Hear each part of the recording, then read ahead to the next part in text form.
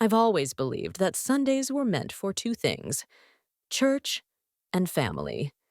At 73 years old, I didn't have many routines left that brought me joy.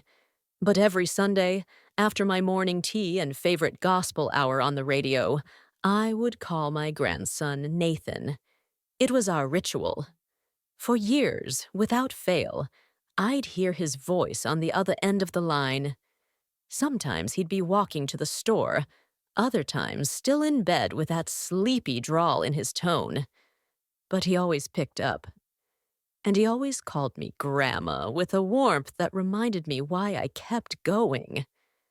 Nathan wasn't just my grandson. He was my second chance. His mother, my daughter, passed when he was only 2, and I helped raise him.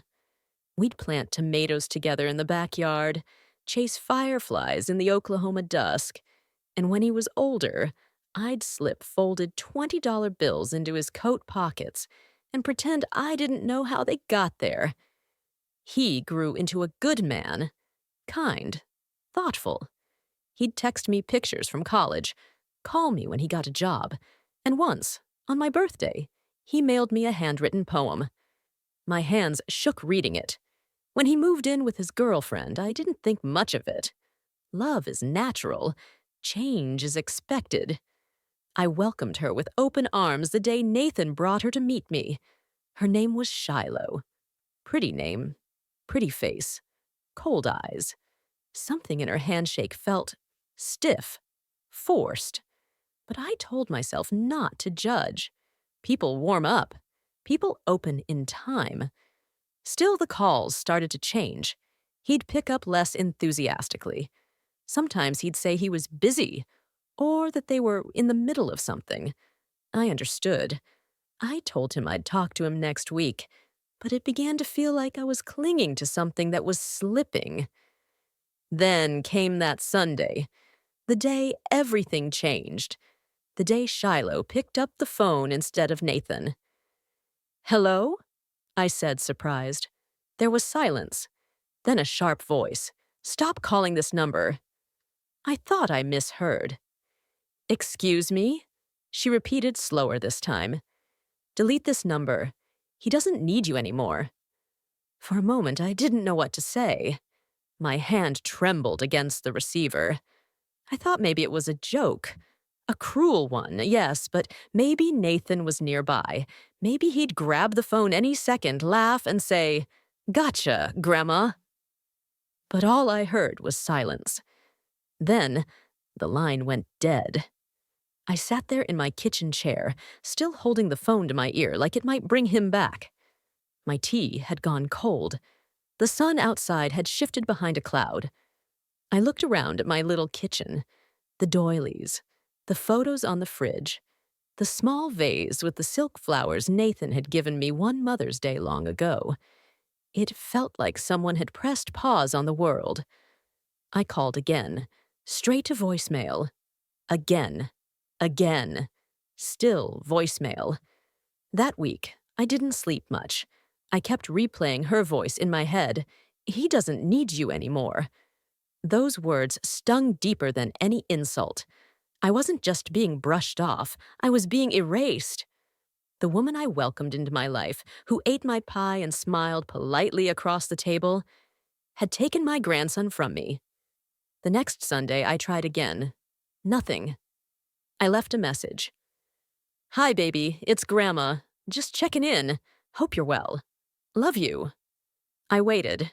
No reply. The Sunday after that? Same. I tried texting. Yes, I learned how to text just for him. No answer. He was gone. It wasn't just that I missed him. It was that I felt discarded, like a sock with a hole in it, thrown behind the dresser. I had so little family left, and Nathan was the thread holding me together. Now he was severed. A neighbor, bless her heart, noticed I wasn't myself. "You okay, Rosalie?" she asked while watering her begonias. "You've been quiet." I nodded and lied. Just a bit tired. But I wasn't tired. I was devastated. Because there's a certain kind of grief that comes when someone dies. But this was worse. Nathan was still alive, just unreachable, rewritten, replaced. I wanted answers. I wanted to understand what had changed, who he had become. I wanted to believe this wasn't his doing, that maybe, just maybe, someone was keeping him from me. And deep down, I knew. I had to see for myself. I hadn't driven outside town limits in over a year. My old Buick wasn't the steadiest anymore, and my knees weren't what they used to be. But desperation has a way of pushing your limits. That Sunday morning, I pulled my coat over my shoulders, grabbed my keys from the dish by the door, and set out toward Tulsa, where Nathan and Shiloh lived. The last address he gave me was still scribbled on a notepad by the phone. I hadn't used it before. I respected his space. But now, after weeks of silence, it felt like my only thread. My fingers were clenched tight on the steering wheel the whole hour-long drive. My stomach twisted with every mile. What would I say? What would I do if he opened the door and looked at me like a stranger? When I pulled up to their apartment building, I didn't recognize the boy who used to help me prune roses or laugh while licking the spoon from my cookie batter. All I could see was a front door, and behind it, uncertainty. I stood outside for several minutes, collecting my breath. My heart pounded in my ears louder than the traffic. I knocked. It wasn't Nathan who opened the door. It was Shiloh. She didn't smile, didn't even pretend. She looked me up and down like I was a lost stray. "What are you doing here?" she asked flatly. I cleared my throat. "I'd like to see my grandson." She didn't move. "He's not here." My voice cracked. Can I come in? I just want to talk. Please." She crossed her arms. "He doesn't want to see you." That hit harder than any slap could. I blinked rapidly, trying not to cry. That doesn't sound like Nathan. He's grown up. You need to move on. I don't know what came over me, but I pushed gently past her, not rudely, just enough to step inside. I called out, "Nathan? Baby, it's Grandma." Silence. Then a voice from the hallway. Quiet. Unsure. "Grandma?" He peeked out, hair tousled, shirt wrinkled, eyes wide with confusion. Our eyes met. My heart ached. But before I could speak, Shiloh stepped between us. "She's leaving," she said to him. "Right now." And he didn't say anything. He just looked at me, then looked away. That look in his eyes, God, I wish I could forget it. It wasn't hate. It wasn't love either. It was fear. Not the kind of fear that comes from monsters or danger. The kind of fear that comes from being caught in the middle. He looked like a boy torn between two worlds, and for the first time in my life, I didn't know which one he would choose. "Nathan," I said softly, "it's me. I needed to see you. I've been calling. Every Sunday."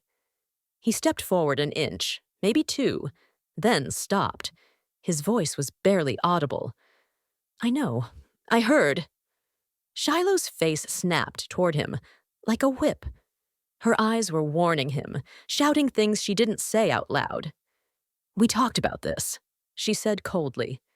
"You said you were done with all that." "All that?" I repeated, stunned. "All that is me, your grandmother, the woman who raised you." His lips parted. He almost spoke. I saw it. But then he looked at her and shrank. "I think it's best if you go," he finally said. His words were clipped, practiced. My throat tightened.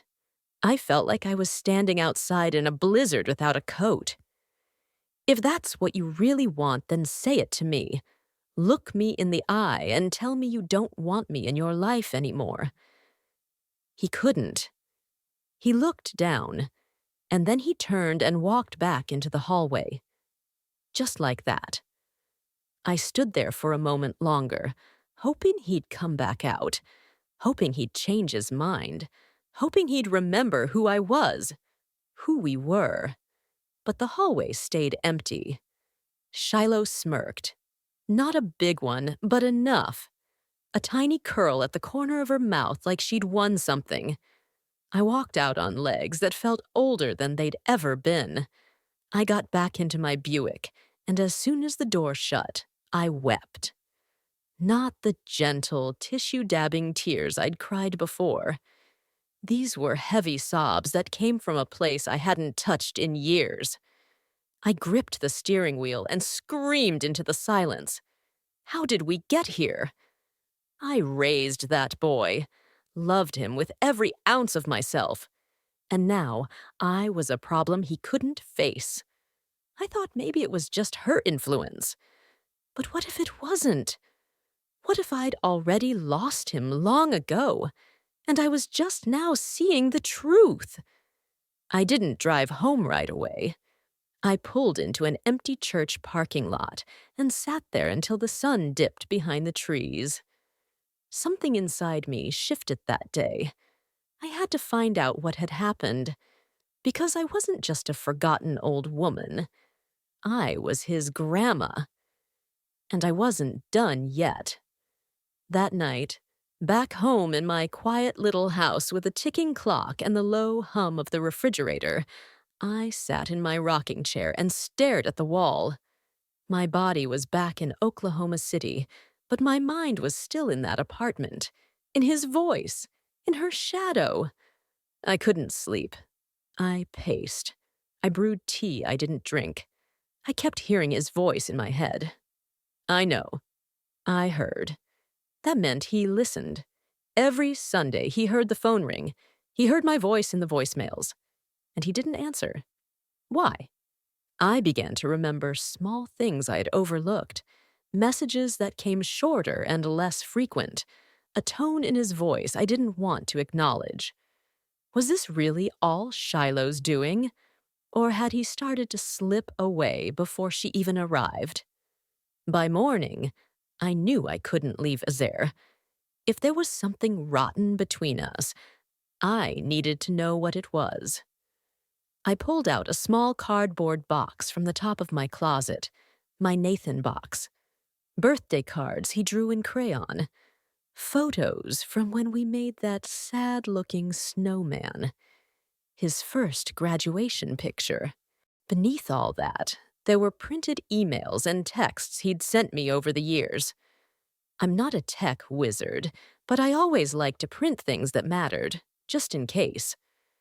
I scanned them now like a detective, looking for signs, looking for a change. One message from 2 years ago jumped out. It said, "Grandma, I love you, but I'm not a kid anymore. Sometimes I just need space to be me." I'd replied, "I know, baby. I'm proud of you. Fly, but don't forget who kept your wings dry." Was that it? Had I held on too tight? Smothered instead of supported? I shook my head. This wasn't about a boy growing up. This was about isolation, about control. The kind you don't even realize is happening until it's too late. I thought of Shiloh's face, her posture, her eyes. Cold, yes, but also afraid. Not of me, of losing control.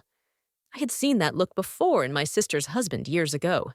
He separated her from family, slowly, piece by piece. Told her what to think, what to feel, who to trust. Nathan was stuck. I knew it now, and no one else was coming to help him. So I would. I knew I couldn't force Nathan to talk to me. If I pushed too hard, he'd only retreat further. So I decided to take a different path, a softer one. I would give him a way back that didn't make him feel ashamed. Because shame, it locks people in, makes them hide from the people who love them most. I started by writing him a letter, a real one, pen on paper, the kind we used to send when he was at summer camp and begged me to send candy in the envelope. I kept it short. Just enough to say, I love you. I'm still here. No expectations. No guilt. I didn't write about Shiloh. I didn't ask why he hadn't called. I just wrote about the peonies starting to bloom in my yard and the way the squirrels keep stealing from my bird feeder. I included a photo of us from his high school graduation. The one where he's in his cap and gown, and I'm wearing that bright yellow dress he said made me look like a sunflower. I wrote on the back, I still keep this on my nightstand. I mailed it, knowing there was a strong chance he wouldn't even see it. But I had to try. Days passed, then a week, then two. No word. I went on with life, or at least the version of it I could manage. Bingo night, grocery runs, gardening when my hands weren't too stiff, but every Sunday still hurt. Like a phantom limb. I would sit by the phone at 4 p.m., our usual time, and stare at it, willing it to ring. One Sunday, it did. I jumped so hard I nearly spilled my tea. But it wasn't Nathan. Mrs. Rosalie? A voice said. Female. Software nervous. Yes? My name's Amber. I don't know how to say this, but I work with Shiloh at the salon. I sat up straighter. Yes? She hesitated. I shouldn't be calling you, but I overheard something about your grandson. My heart thudded. What kind of something? She sighed.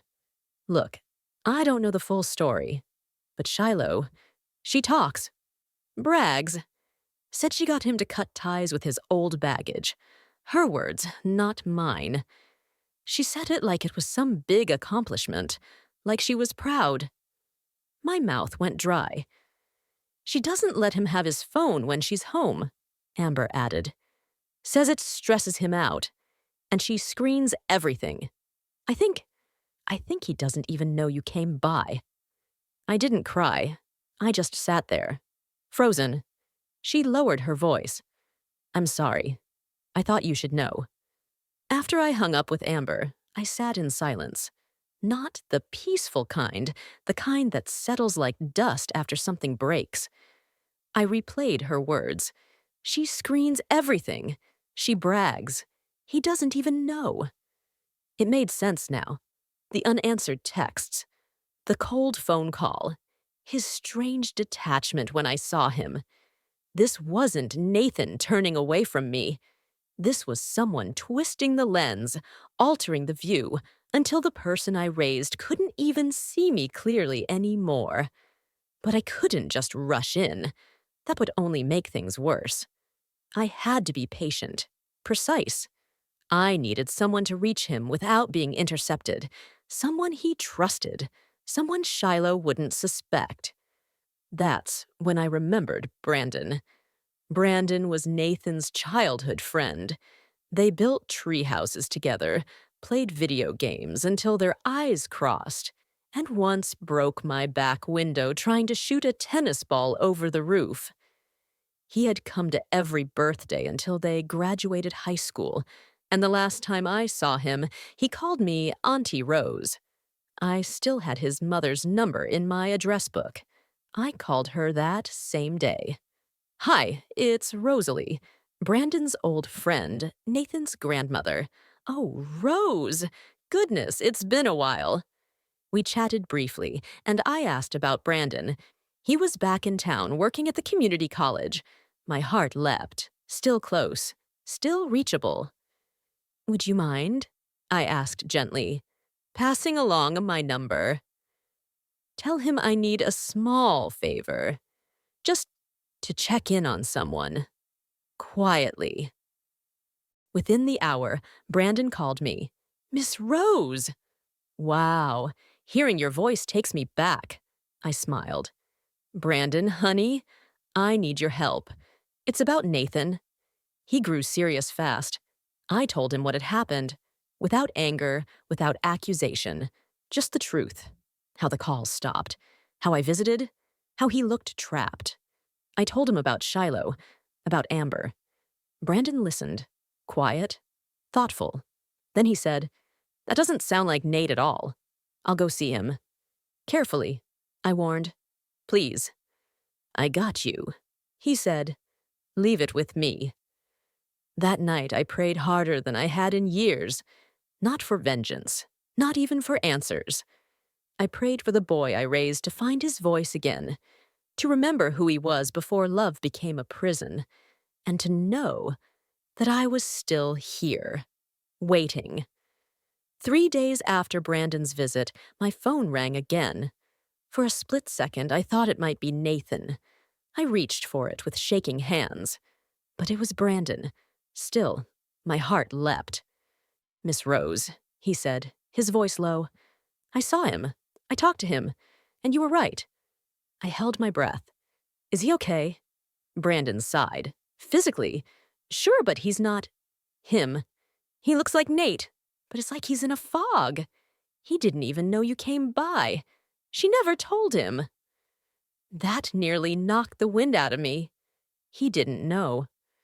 "I showed up like it was just a casual check-in," Brandon continued. "Said I was driving through. We grabbed coffee, walked around the block. I asked about you." His eyes lit up, Miss Rose. Lit up. He said, "I've been meaning to call her." Then he frowned. Said he lost his phone, got a new number. I knew that was a lie. Fed to him, spoonful by spoonful, Brandon went on. He's confused. Said he thought maybe you stopped calling, that you were mad at him, that you gave up. I closed my eyes. A part of me broke in that moment. "I didn't push too hard," Brandon added. "But I did say one thing before I left. Your grandma loves you. Always has. Always will. And nothing you do could change that." There was silence on the line for a moment. Then Brandon said, "He didn't say much after that." Just nodded. But his hands were shaking. That was when I knew. I had to do more than wait. He was still there, underneath the silence and doubt. He hadn't abandoned me. He'd been cut off, muffled. I spent the next few days writing letters. Not just one, several. Each with a small story from his childhood. The time we built a fort from blankets, and he fell asleep with a flashlight still on. The way he used to dance in the living room when he thought no one was watching. The apple pie he swore was better than McDonald's, and how proud he looked when I let him roll the crust. I sealed each letter with a photo, memories, proof. I mailed them to Brandon's address. He agreed to hand them off quietly. "I'll be your messenger pigeon," he joked. But I didn't laugh. I was too full of hope. Fragile, yes, but alive. Nathan didn't need saving. He just needed reminding. It was the following Sunday when I felt it. A strange calm. I didn't sit by the phone this time. I didn't wait for it to ring. I went out into the garden and dug my hands into the earth. I trimmed the lavender bush Nathan once helped me plant, humming to myself like it was just another spring afternoon. I wasn't giving up, but I was letting go of the pain, the waiting, the ache. I'd done what I could. The rest was in his hands now. That evening, just as the sun dipped behind the fence, my phone rang. My heart jolted. I didn't recognize the number, but something inside me said, "Answer it." "Hello?" I said, breathless. There was a pause. Then, "Grandma?" My knees nearly gave out. I grabbed the edge of the kitchen counter to steady myself. "Grandma, it's me. It's Nathan." His voice was rough, like he'd been crying, or trying not to. "Oh, baby," I whispered. "Oh, thank the Lord." "I didn't know," he said, his words tumbling over each other. "About the calls, the visit. Brandon told me. And the letters. Grandma, I didn't know."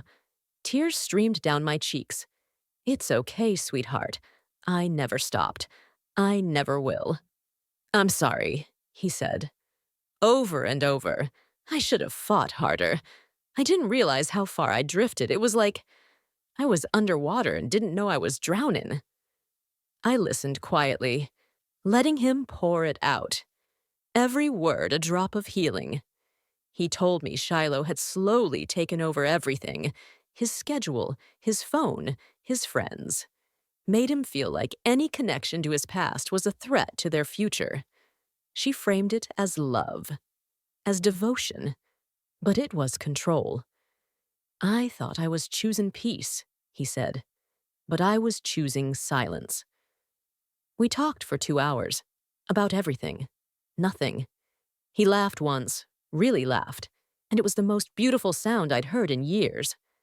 Before we hung up, I asked softly, "Will I see you soon?" He hesitated, then said, "I'm packing a bag tonight." I nearly dropped the phone. "I don't know what'll happen next," he added, "but I know I need to come home, even if just for a little while." "Home," I said, voice shaking, "is where love waits for you." After we hung up, I stood in the quiet, the kind that doesn't hurt. I walked to my window, looked out at the stars, and whispered, "Thank you." He arrived the next morning. I heard the gravel crunch beneath the weight of a car and peeked through the lace curtain. There he was. My Nathan. Older, yes. A bit thinner. Worn around the eyes. But still him.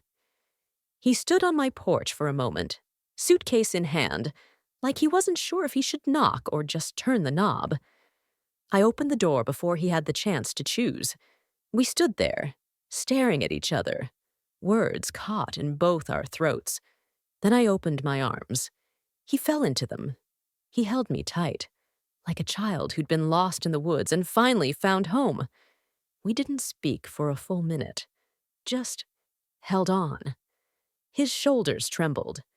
"You smell like cinnamon," he whispered.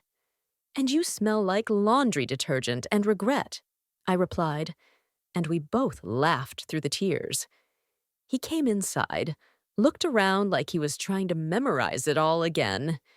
The flowered wallpaper, the creak in the floor near the fridge, the wind chime by the window. I had cleaned the guest room the night before, changed the sheets, fluffed the pillow, like I'd known in my bones he'd come. He set his suitcase down but didn't go to his room. Instead, we sat at the kitchen table. I poured tea. He took his with 2 sugars, still the same. "I'm sorry it took so long," he said. "You came," I replied. "That's what matters." He told me everything, not all at once, but enough. About how Shiloh slowly chipped away at his confidence, how she convinced him that family was a burden, that his past was holding him back, how isolation felt like safety until it didn't. "I didn't even realize she blocked your number," he said, voice thick. "She told me you stopped calling, that you moved on." "I never moved an inch," I said. "My feet stayed right on this floor." He smiled. "That sounds like you." We talked until the tea ran cold. Then I heated up leftover chicken pot pie, and we sat on the porch, eating in silence, watching the world move gently around us. "I don't know what comes next," he said after a while. I left her. I walked out. She didn't take it well. "I imagine she didn't," I said. "I'll figure it out," he added. "But right now, I just need somewhere to breathe." "You've got it," I said. "For as long as you need." That night, as I passed by the guest room, I saw him curled up on the bed, already asleep. He looked like he did when he was 10 years old. Small, safe. My boy was home. The days that followed were quiet, not empty, just soft. Nathan didn't talk much at first. He spent his time helping me in the garden, fixing a squeaky cabinet door, or sitting on the porch staring into the horizon like he was searching for something he'd lost inside himself. I didn't press. I knew healing doesn't come on demand. It rises like the tide, slow, with little signs. A full cup of coffee instead of half. A long conversation. A joke dropped at breakfast. Those were my milestones.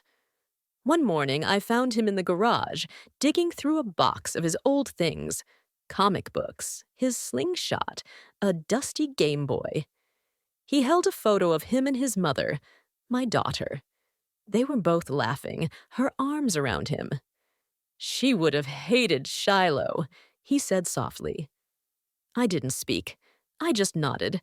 Some truths don't need words. That evening, we sat on the back steps, watching the sky turn that soft orange-pink Oklahoma hue. He finally opened up. I didn't notice it at first, the way she pulled me away some people. At first, it was framed like protection, like she was looking out for me. "They don't really care about you," she'd say. "They just want something." Over time, I started believing it. I cut ties, stopped reaching out. I listened. She'd hold my phone while I showered, say she was keeping it safe, but I think she was watching what came in and out. At some point, it just became easier not to fight. It was quiet, controlled. I stopped thinking for myself. He looked at me, eyes glassy. I didn't even realize I was fading, like a photo left in the sun.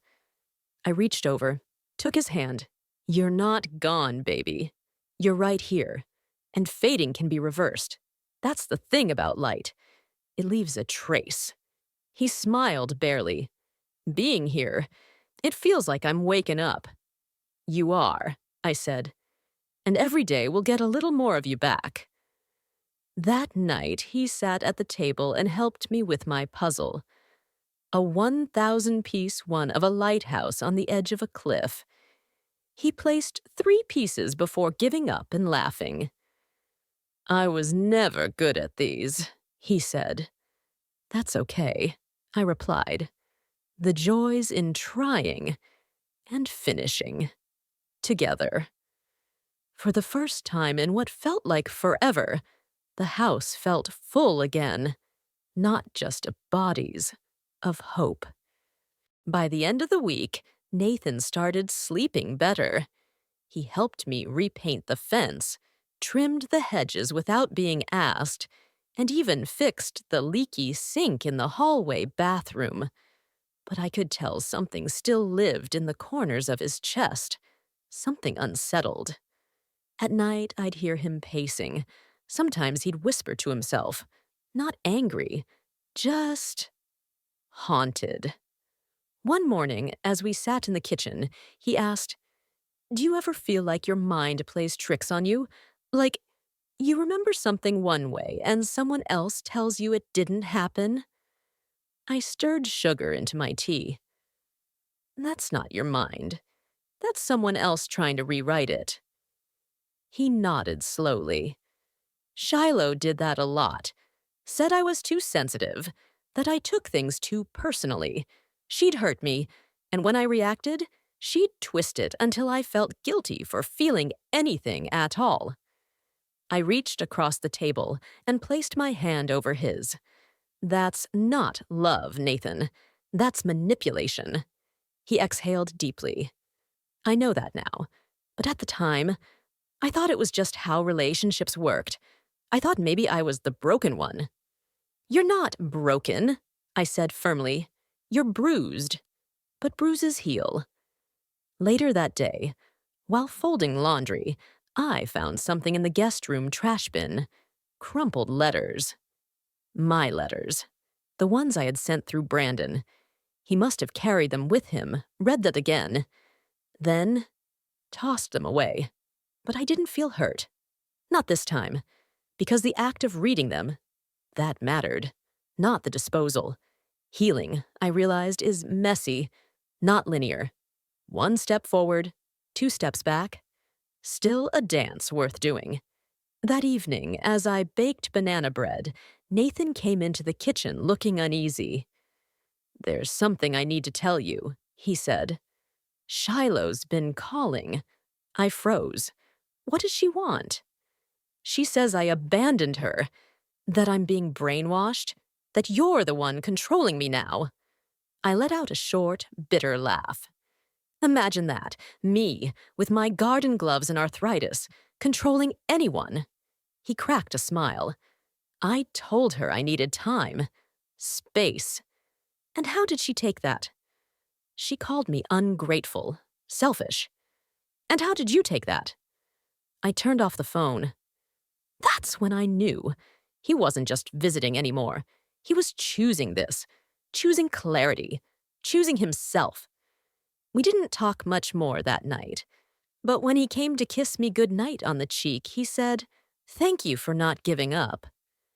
I never even thought about it, I whispered. It had been nearly 3 weeks since Nathan came back, and already the house felt different. Not louder, but more alive. His footsteps down the hall, the way he hummed softly while brushing his teeth, the small, polite clinks of his spoon against his cereal bowl in the morning. Every sound reminded me of what I had lost and what had been returned. One evening, as we sat on the porch wrapped in sweaters, I handed him a notebook. "What's this?" he asked. "A place for your thoughts," I said. "The ones you can't say out loud yet." He opened it slowly, flipping through the blank pages. "What if I don't know what to write?" "Then draw, or scribble, or just press the pen to paper and let the silence bleed out." He didn't say anything right away. But later that night, I passed by his room and saw him hunched over the desk, writing. The next day, he brought it to breakfast and placed it next to his plate. He didn't say anything, but I noticed the corners were slightly curled, like he'd spent real time with it. That meant more to me than any apology. As spring rolled in, we planted new flowers, lavender, marigold, and some stubborn tulips that refused to bloom last year. We worked in companionable silence, the kind you only share with people you trust to hold space with you. One afternoon, he looked at me and said, "I want to start seeing a counselor." My breath caught. I think that's a wonderful idea. I want to understand why I let it happen for so long, and why I didn't call you back, even before she blocked your number. "Nathan," I said gently, "that wasn't failure. That was survival. And you're not the only one who's lived it." He looked surprised. "You too." I nodded. "Different ways. Different people. But yes, I know what it feels like to disappear inside someone else's version of you." For the first time, I saw the shame in his eyes shift into something else. Respect. That night, we made spaghetti together. It was a mess. Sauce splattered on the ceiling somehow, noodles overcooked, but it was ours. At the end of the meal, he raised his glass of ginger ale and said, "To second chances." "To coming home," I added. He smiled. "Same thing, really." The day she came was warm, unseasonably so for spring in Oklahoma. I was trimming dead leaves from the peonies out front when I saw the black SUV roll up, slow and deliberate, like it knew it didn't belong here. Nathan was inside, napping on the couch after his counseling appointment. I didn't wake him, not yet. She stepped out of the car in high heels, too sharp for gravel, wearing sunglasses that covered half her face. But I recognized her. Shiloh. She walked up to the gate, didn't even bother to knock. "I need to see him." I stood up straight. "He's not available." She crossed her arms. "You don't get to say that. I'm his partner." "Were," I corrected, "and I'm his grandmother." She scoffed. "You think you know what's best for him? He's a grown man. He makes his own choices." "Exactly," I said, "and he chose to leave." She flinched at that. "He's confused." "Number. He was confused when he was with you. Now, he's learning to hear his own voice." She stepped closer.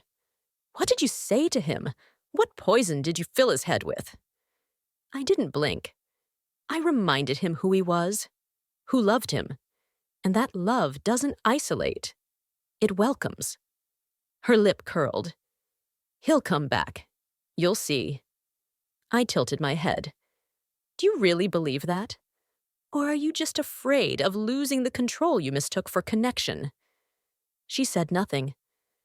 You know what scares people like you, I asked. Not being needed. And he doesn't need you anymore. Just then, the front door creaked open. Nathan. He stood barefoot on the porch, hair tousled, eyes squinting in the sun, but steady. Shiloh, he said, voice flat. She turned to him, eyes wide with something between anger and desperation. Nathan, we need to talk. No, he replied. We don't. Just 10 minutes. No. She looked wounded. You're really letting her turn you against me? He shook his head. You did that yourself. Silence. Then he added, I'm not angry, but I'm done. She stared at him, at me, at the house, and then she left. No screaming, no slamming, just silence. Nathan watched her drive away, then looked at me. You okay? He asked. I nodded. Are you? He took a breath. I think I am now. After Shiloh drove away, Nathan didn't say much for the rest of the evening. We ate in silence, but it wasn't the heavy kind. It was thoughtful. He cleaned his plate, helped me wash the dishes, and even made us both a cup of chamomile tea before bed. But before he turned in, he handed me his notebook. I want you to read this, he said. All of it. I held it in both hands like it was something fragile. Are you sure? He nodded. I need you to know the parts I couldn't say out loud. That night, I read every page. The early entries were scattered, unsure, full of guilt. He blamed himself for not seeing it sooner, for hurting me, for drifting. But as the pages turned, I saw a shift. The words became clearer, stronger, more certain. He wrote about how he used to feel like a shadow in his own life, how Shiloh's love came with conditions, how he thought isolation was maturity. But what struck me most was the entry dated just a few days earlier. Grandma's house smells like cinnamon and fresh laundry, like forgiveness. I wake up here and I don't flinch. That alone is worth everything I left behind. I didn't know how much noise was in my head until I sat in silence and realized none of it was mine. I cried reading that line, quiet tears that slipped down my face and soaked into the pages. It was like he had found his own heartbeat again and put it to paper. In the morning, I made him pancakes, his favorite. He smiled when he saw the extra syrup on the side. You read it? He asked. I did. And? I'm proud of you. He looked down, almost embarrassed. Some of it was messy. Truth usually is. That afternoon, he asked if I wanted to take a walk. We strolled through the park, the same one I used to bring him to when he was little. He told me he planned to apply for a new job in town, maybe even take some classes at the community college. He didn't want to run away. He wanted to rebuild, right here. I used to think healing meant forgetting, he said, but now I think it just means remembering without breaking. That's beautifully said, I replied. He shrugged. I had a good teacher. That night, before bed, he hugged me tighter than he ever had before. Thank you for saving me, he whispered. I squeezed him back. No, baby, you saved yourself. I just left the porch light on. The following Sunday, I woke up before dawn. The house was still and dim, but something in the air felt different, like possibility. I made my tea and sat by the window, just like I used to. Same chair, same worn robe. But this time, my heart didn't ache for a phone that wouldn't ring. It was already answered. Nathan came down the stairs just as the sun lit the porch in gold. He rubbed his eyes and smiled when he saw me. "You're up early," he said. "Old habits," I replied. He poured himself a cup of coffee and sat across from me. We didn't say much, just sipped and watched the birds peck at the feeder. "I was thinking," he said after a while, "maybe we should start making Sundays our thing again." My throat caught. "What do you mean?" "I don't know. Breakfast together, a walk, or just sitting here, like this, but making it ours." Tears stung my eyes. I'd like that very much. Later that morning, he pulled out a deck of cards and said, "Do you remember how to play gin rummy? Do you remember that I used to beat you every time?" I teased. We played 3 rounds. He won 1, I won 2, but the score didn't matter. What mattered was the laughter, the teasing, the comfort of sharing time without looking over our shoulders. Around noon, we made lunch together, grilled cheese sandwiches and tomato soup. He sliced the bread too thick, and I burned the first batch of soup. It was perfect. Afterward, we sat on a porch again, full and quiet. He looked out at the road. "Do you think I'm selfish for leaving her like that?"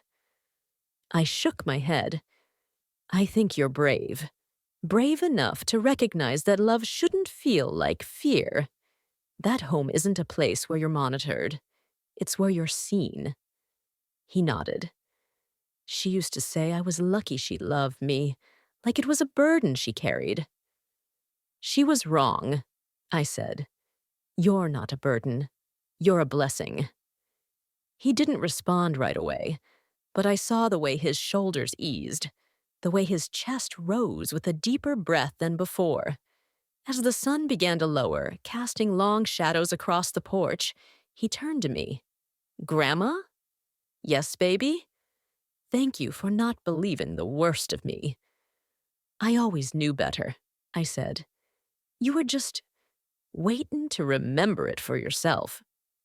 That evening, he pulled out his notebook again. But this time he didn't write alone. He handed me a pen and said, "Want to make this a Sunday thing too?" And together, we began writing our next chapter. The next Sunday, something unexpected happened.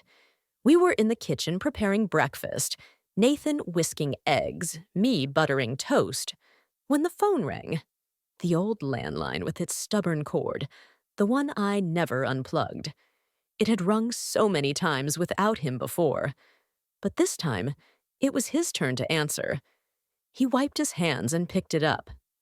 "Hello?" I watched his face tighten. Then I heard it, her voice, even from across the room. "Shiloh." He said nothing at first, just listened.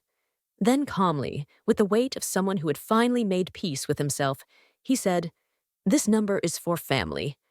Don't call it again." And then he hung up. No yelling, no slamming, no drama, just silence and closure. He turned to me. "I'm sorry. She got the number somehow. I waved it off. She'll lose it again." Nathan smiled, but this time it wasn't a forced smile. It was real, like a man who had just dropped a burden he didn't realize he was still carrying. We sat down to eat.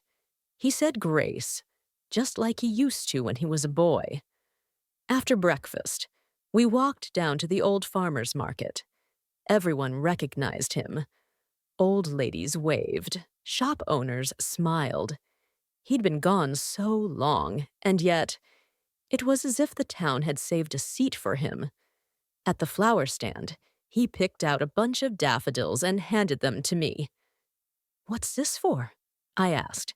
"For being the only person who never made me feel small." I blinked fast. "Well, I had to balance out the rest of the world." He grinned. "You do more than that." That afternoon, we framed a few of the photos I had taken of him recently.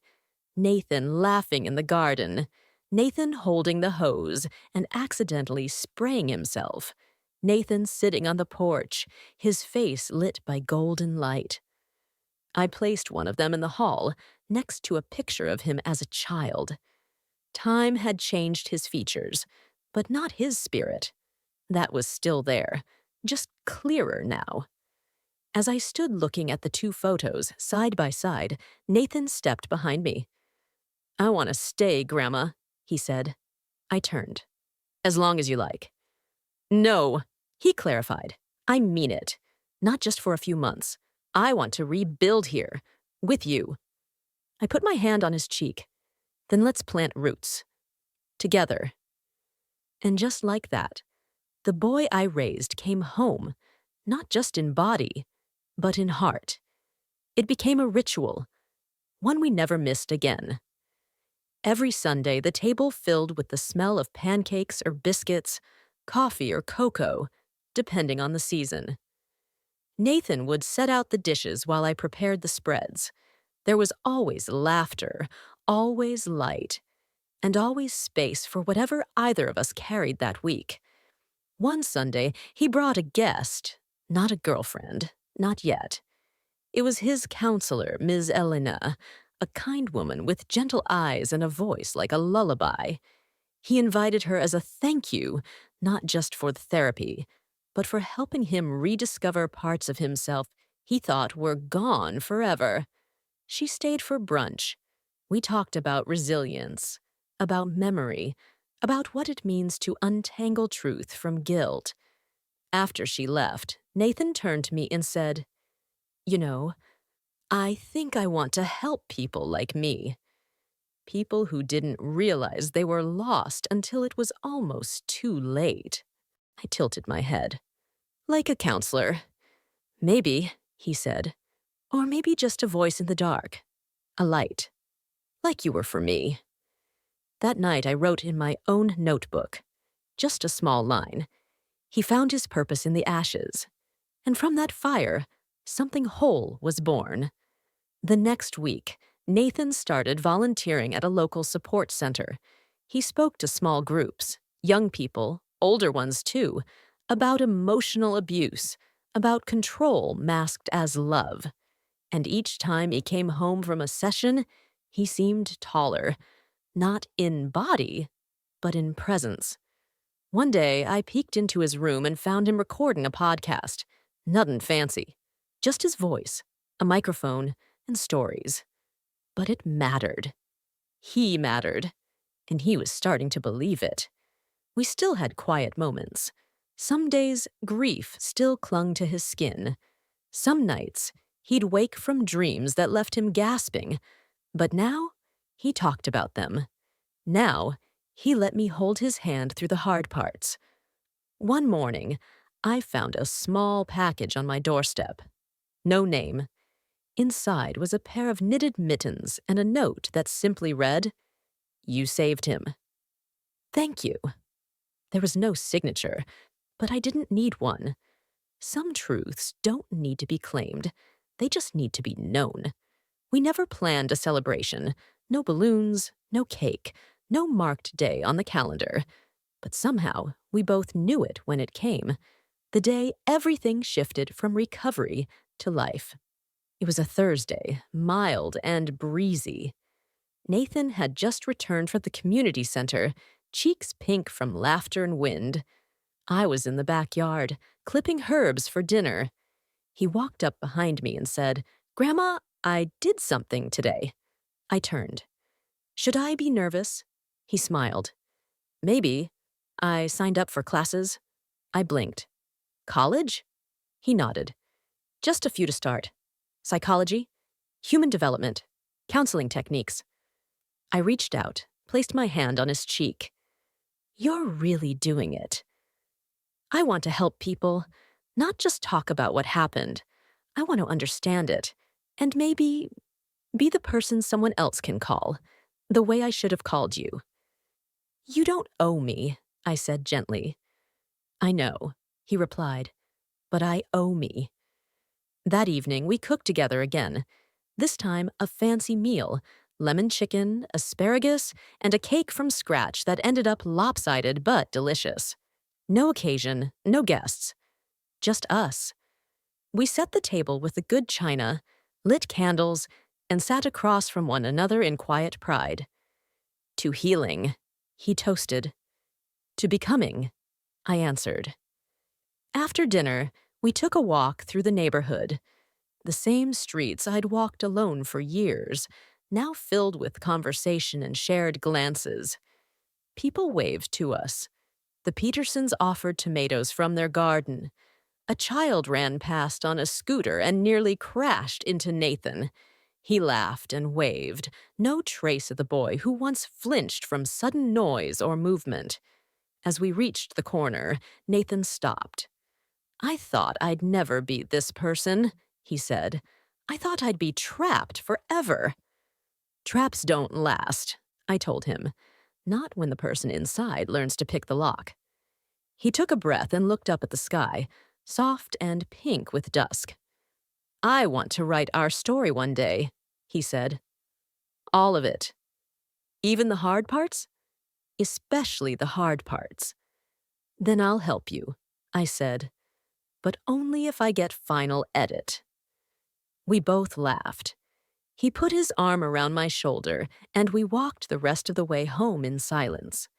Not because there was nothing to say, but because there was finally nothing left to fear.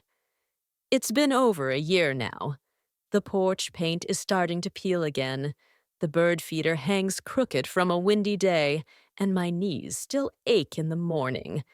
But my heart has never been stronger. Every Sunday, Nathan and I sit at the same kitchen table we once cried over, the table that heard silence, and then truth, and then laughter again. We no longer need phones between us. He's here, present, whole. He brings flowers sometimes, wild ones from the roadside or daffodils from the store. He says it's just because. I keep everyone. He's halfway through his first year of coursework, struggling through statistics, excelling in psychology. He tells me stories about classmates who come to him for advice, about professors who ask for his perspective, about how he's finally starting to feel like a man worth listening to. But I've always listened.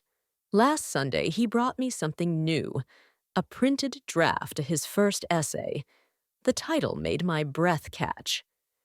"The Woman Who Kept the Light On." It was about me. He wrote about the voicemails, the letters, the silence, about the strength it takes to wait without losing hope, about love that isn't loud but steady. He ended the piece with a line I'll carry with me until I leave this world. Sometimes, the people who seem farthest away are actually standing right outside the door, waiting for you to remember they were never the ones who left. I framed that page and hung it in the hallway. Now, every Sunday at 4 p.m., the house still fills with a familiar sound. Not the ring of a phone, but the click of a door, the rhythm of footsteps, the smell of coffee and cinnamon. Nathan always knocks before entering, even now. I think it's his way of saying, I remember what it took to come back, and I always answer. Because love, the real kind, never deletes your number. It just waits, with a chair pulled out and tea ready on the stove. This is not the end of our story, not even close. It's just a new chapter, one we write together every Sunday, forever.